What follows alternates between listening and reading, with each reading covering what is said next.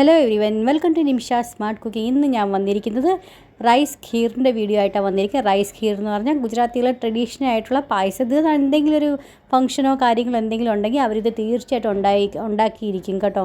അപ്പോൾ ഇതൊരു സിമ്പിളാണ് കേട്ടോ, ഒത്തിരി പാടൊന്നുമില്ല. അപ്പോൾ നമുക്ക് കാണാം ഇതെങ്ങനെയാണ് ഉണ്ടാക്കുന്നതെന്ന്. ഏറ്റവും അധികം ഈ 3 ടേബിൾ സ്പൂൺ ഞാനാണ് ഈ അരി എടുത്തിട്ടുണ്ട്. ഇത് പച്ചരിയോ അല്ലെങ്കിൽ നമ്മൾ ബാസ്മതി റൈസോ എടുക്കാം കേട്ടോ. നന്നായിട്ട് കഴുകിയതിന് ശേഷം കുറച്ച് നേരത്തേക്ക് നമുക്ക് സോക്ക് ചെയ്ത് വെക്കാം. ഞാനിവിടെ ആണെങ്കിൽ 1 ലിറ്റർ പാല് തിളപ്പിക്കാനായിട്ട് വെച്ചിട്ടുണ്ട്. ഫുൾ ഫാറ്റ് മിൽക്ക് വേണേ എടുക്കാനായിട്ട്, എന്നാൽ നല്ലൊരു ക്രീമി ആയിട്ട് നല്ല അടിപൊളി ടേസ്റ്റ് കിട്ടും കേട്ടോ. അപ്പോൾ ഞാൻ കുറച്ച് കുങ്കുമപ്പ് എടുത്തിട്ടുണ്ടായിരുന്നു. ഇതിനകത്ത് കുറച്ചാണെങ്കിൽ ചൂട് പാല് 2 ടേബിൾ സ്പൂൺ പാല് ഞാൻ ഒഴിച്ച് മാറ്റി വെച്ചിട്ടുണ്ടായിരുന്നു. അതിൻ്റെ ഫ്ലേവറൊക്കെ ഒന്ന് ഇറങ്ങി വരാനായിട്ട് നമ്മൾ അങ്ങനെ ചെയ്യുന്നത് കേട്ടോ. ഇതില്ലെങ്കിൽ കംപ്ലീറ്റ്ലി ഓപ്ഷനിലാണ് കേട്ടോ, ഇല്ലെങ്കിൽ ആഡ് ചെയ്യേണ്ട, സ്കിപ്പ് ചെയ്യാം. ഇനി നമുക്കാണെങ്കിൽ ഒരു പാൻ അടുപ്പത്ത് വെക്കാം. അത് നമുക്ക് 1 ടേബിൾ സ്പൂൺ നമുക്ക് നെയ്യ് ഒഴിച്ചു കൊടുക്കാം. നന്നായി ചൂടായി കഴിയുമ്പം നമ്മുടെ ഈ അരി നമ്മൾ കുതിർത്തി വെച്ചില്ലായിരുന്നു, അതിനകത്ത് വെള്ളമെല്ലാം അരിപ്പേ കൂടി നമുക്ക് കളഞ്ഞതിന് ശേഷം നമുക്ക് ഈ അരി അതിനകത്ത് ഇട്ട് കൊടുക്കാം. ഒരു 5 മിനിറ്റത്തേക്ക് നന്നായിട്ട്, അല്ലെങ്കിൽ പിന്നെ ആണെങ്കിൽ ഇതിൻ്റെ വെള്ളമൊക്കെ ഇല്ലയോ അതെല്ലാം പോയി കിട്ടുന്നവരെ നന്നായിട്ട് നമുക്കൊന്ന് ഇതുപോലത്തെ റോസ്റ്റ് ചെയ്തെടുക്കാം. ഇതുപോലെ ഒന്ന് നന്നായിട്ട് നെയ്ക്കകത്തൊന്ന് റോസ്റ്റ് എടുക്കുകയാണെങ്കിൽ നല്ലൊരു അടിപൊളി ടേസ്റ്റ് ആയിരിക്കും കേട്ടോ കഴിക്കാനായിട്ട്.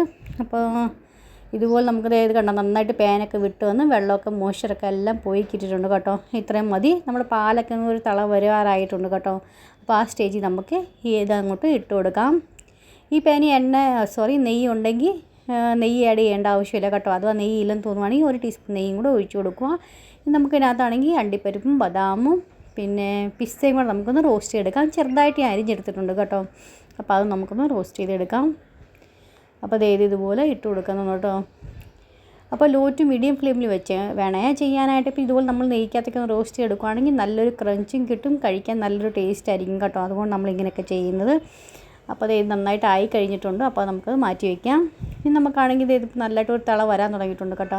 ആ സ്റ്റേജ് നമ്മുടെ പാലും കുങ്കുമപ്പൂവും കലക്കി വെച്ചില്ലായിരുന്നു, അതും കൂടെ നമുക്ക് അതിനകത്തൊന്ന് ആഡ് ചെയ്ത് കൊടുക്കാം. നന്നായിട്ടൊന്ന് മിക്സ് ആക്കി കൊടുത്തുകൊണ്ടിരിക്കാം. അടിക്കുന്നൊക്കെ ആണെങ്കിൽ പാൽപ്പാടയൊക്കെ ആയി വരുന്നുണ്ടെങ്കിൽ അതെല്ലാം ഇളക്കി നമുക്ക് പാലിൻ്റെ കൂടെ തന്നെ മിക്സ് ആക്കി കൊടുത്തുകൊണ്ടിരിക്കണം കേട്ടോ. ഇതൊരു തിള വന്ന് തുടങ്ങിയിട്ടുണ്ട്. ഇനി നമുക്കാണെങ്കിൽ ഇത് റോസ്റ്റ് ചെയ്ത് ഡ്രൈ ഫ്രൂട്ട്സൊക്കെ ആണെങ്കിൽ നമുക്ക് അതിനകത്തൊന്ന് ആഡ് ചെയ്ത് കൊടുക്കാം. നന്നായിട്ടൊന്ന് മിക്സ് ആക്കി കൊടുക്കാം കേട്ടോ. ഒരു ലോ ടു മീഡിയം ഫ്ലെയിം വെച്ച് കൊടുക്കാം. ഇനി അരിയൊക്കെ നന്നായിട്ട് വെന്ത് പാകമായി വരുന്നവരെ നമുക്കൊന്ന് വെയിറ്റ് ചെയ്യാം കേട്ടോ. ഇപ്പോൾ ഷുഗർ ഇട്ട് കൊടുക്കല് കേട്ടോ. അരി വെന്തുവെന്ന് കൺഫേം ചെയ്തതിന് ശേഷം നമുക്ക് ഷുഗർ ഇട്ട് കൊടുക്കാവുള്ളൂ.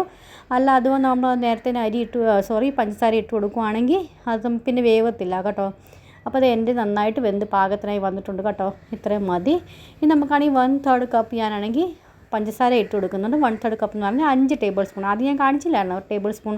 ആ ടേബിൾ സ്പൂണ് 5 ടേബിൾ സ്പൂൺ. നിങ്ങളുടെ ഈ ടേബിൾ സ്പൂൺ ഇല്ലെങ്കിൽ നമ്മുടെ വീട്ടിൽ ഏതാ വലിയ ടേബിൾ സ്പൂണെന്ന് വെച്ചാൽ അതിൻ്റെ അളവിന് 5 ടേബിൾ സ്പൂൺ ഇട്ട് കൊടുക്കാം കേട്ടോ.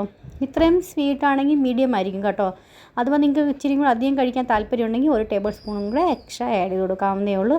അപ്പോൾ നന്നായിട്ട് ഒന്നും തളയൊക്കെ വന്ന് ഈ ഷുഗറിൻ്റെ വെള്ളമൊക്കെ ഒന്ന് വറ്റി വരുന്നവരെ ഒന്ന് മീഡിയം ഫ്ലെയിമിൽ വെച്ച് കൊടുക്കാം കേട്ടോ. ഫ്രണ്ട്സ്, നിങ്ങൾക്ക് എങ്ങനെ എൻ്റെ റെസിപ്പീസൊക്കെ ഇഷ്ടപ്പെടുന്നുണ്ടോ ഇല്ലയോ എന്ന് അറിയിക്കുക. ഇഷ്ടപ്പെടുന്നുണ്ടെങ്കിൽ ഫ്രണ്ട്സിനും ഫാമിലിക്കൊക്കെ ഒന്ന് ഷെയർ ചെയ്ത് കൊടുക്കണം. പിന്നെ ഇതേവരെ പുതിയ കൂട്ടുകാർ സബ്സ്ക്രൈബ് ചെയ്യാത്തതും സബ്സ്ക്രൈബും സപ്പോർട്ടും ചെയ്യാൻ മറന്നു പോലെ. അപ്പോൾ നമുക്കാണെങ്കിൽ ലാസ്റ്റ് ആയപ്പം കുറച്ച് ഏലക്കയും ജാതിക്കയും കൂടെ പൊടിച്ച് ഞാൻ ആഡ് ചെയ്തിട്ടുണ്ട് കേട്ടോ. 1 ടീസ്പൂൺ അതും കൂടെ ആഡ് ചെയ്ത് കൊടുത്തിട്ടുണ്ട്. അപ്പോൾ ഇത്രയും മതി കേട്ടോ. ഇത് തണുക്കുമ്പോൾ ഇതൊന്നും കൂടെ കുറുകി വരും. നമുക്ക് തണുത്തതിന് ശേഷം ഇങ്ങനെ വേണമെങ്കിൽ സെർവ് ചെയ്യാം, അല്ലെങ്കിൽ ഫ്രിഡ്ജിൽ വെച്ചിട്ടാണെങ്കിൽ നമുക്ക് സെർവ് ചെയ്യാം കേട്ടോ. നിങ്ങൾ തീർച്ചയായും ട്രൈ ചെയ്ത് നോക്കണം. ഇന്നത്തെ വീഡിയോ നിങ്ങൾക്ക് എല്ലാവർക്കും ഇഷ്ടമായെന്ന് വിചാരിക്കും. നാളെ നല്ലൊരു അടിപൊളി വീഡിയോ ആയിട്ട് വീണ്ടും കാണാം.